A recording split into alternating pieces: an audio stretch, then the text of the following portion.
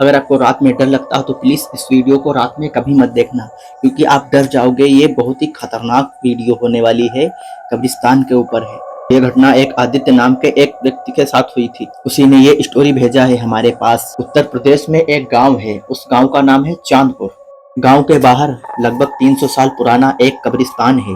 दिन में भी लोग उस कब्रिस्तान में जाने से डरते हैं। ऐसा कहा जाता है कि कोई भी रात के 3 बजे उस कब्रिस्तान में जाए और वहां कब्रें गिने तो उसे 99 कब्र ही दिखाई देंगी, लेकिन अगर गलती से 100वीं कब्र दिख जाए तो समझ लो वो कब्र तुम्हारे लिए बनी हुई है। ऐसा कहना वहाँ के बुजुर्गों का था, लेकिन इस बात पर किसी को भी यकीन नहीं होता था। उसी गांव में आदित्य रहता था, जो कि शहर से पढ़ाई पूरी करके अपने गांव आया था। उसे ये 99 कब्रों वाली बात पता चली, लेकिन उसे इस बात पर यकीन नहीं हुआ। पता नहीं उसके दिमाग में क्या घूमा, एक दिन वो कब्रिस्तान में जाने का फैसला किया। कुछ दिनों बाद अमावस्या की रात आई। रात को वो अपना कैमरा, टॉर्च और माइक्रोफोन लेकर कब्रिस्तान के बाहर पहुंचा। हवा बिल्कुल ही बंद थी, एक भी पेड़ की पत्तियां नहीं हिल रही थी। उसने कब्रिस्तान का फाटक खोला। फाटक खुलते ही ऐसी फाटक से आवाज आई जिसे सुनकर वो बहुत ही ज्यादा डर गया। उसने तुरंत अपना कैमरा चालू किया और वीडियो बनाने लगा। दोस्तों, आज हम इस कब्रिस्तान में 100वीं कब्र खोजेंगे। वो कब्र गिनने लगा, 1 2 3 ऐसे करते करते 99 कब्र गिन डाली। 100वीं कोई भी कब्र वहां पर नहीं थी।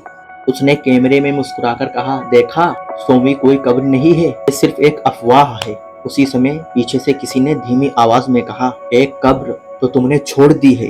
ये आवाज सुनकर तो भैया उसकी ऐसी फट गई।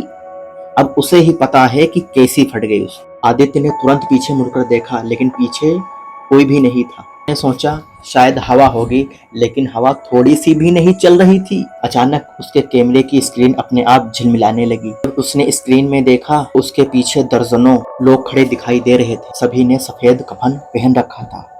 अरे बाप रे, हमको तो स्टोरी बताते बताते तो हमारी जिया फटने लगी। उसने घबराकर रिकॉर्डिंग बंद करनी चाहिए, लेकिन कैमरा बंद नहीं हुआ। तभी उसे जमीन के अंदर किसी के खुरेचने की आवाज आ रही, जैसे कोई ताबूत से बाहर निकल रहा हो। उसने टॉर्च जलाकर नीचे कब्र को देखा। कब्र की मिट्टी धीरे धीरे ऊपर उठ रही थी। ऐसा लग रहा था कि अंदर से कोई मिट्टी को ऊपर उठा रहा है। फिर उस मिट्टी से एक काला सूखा हाथ बाहर निकला। आदित्य पीछे भागा, लेकिन वो जितना भागता उतना ही कब्रिस्तान बड़ा होता जाता। कब्रिस्तान का फाटक गायब हो चुका था। हर दिशा में कब्र ही कब्र थी। तभी उसे एक नई कब्र दिखाई दी। सफेद पत्थर पर ताजा नाम गुदा था, आदित्य शर्मा, जन्म 2002, मृत आज रात 3:33 पर। उसकी घड़ी में टाइम था 3:29। उसके हाथ कांपने लगे। उसने कब्र को तोड़ने की कोशिश की, लेकिन कब्र जरा सा भी नहीं टूटी। अचानक उसके पैरों की मिट्टी हटने लगी। ऐसा लग रहा था कि जमीन उसको अंदर खींच रही हो। वो किसी तरह बाहर निकला। तभी चारों तरफ से फुसफुसाहटें सुनाई देने लगी। 100वीं कब्र खाली नहीं रह सकती, किसी को तो ले जाना पड़ेगा। अचानक सभी कब्रों पर की मिट्टी हटने लगी। सैकड़ों हाथ बाहर निकल आए। कुछ हाथों में जंग लगी हुई चूड़ियां थी, कुछ छोटे छोटे हाथ बच्चों के थे, कुछ सिर्फ हड्डियां थी। सब एक साथ आदित्य की तरफ बढ़ने लगे। वो पूरी ताकत से भागा। अचानक उसे दूर कब्रिस्तान का फाटक दिखा। वो दौड़कर बाहर निकला। जैसे ही उसने पीछे मुड़कर देखा, कब्रिस्तान ऐसा लग रहा था जैसे वहां कुछ भी नहीं हो। बिल्कुल शांत था, मानो कुछ हुआ ही ना हो। सुबह गांव वालों ने वहां जाकर देखा, जहां आदित्य की कब्र बनी हुई थी, लेकिन उस कब्र पर किसी का नाम नहीं था। सिर्फ इतना लिखा था, 100वीं कब्र अपने मेहमान का इंतजार कर रही है। फिर एक रात आदित्य ने उस रिकॉर्डिंग को देखने की हिम्मत की। वीडियो के आखिरी 10 सेकंड में वो अकेला नहीं था। उसके पीछे एक सफेद कफन पहने लंबा आदमी खड़ा था।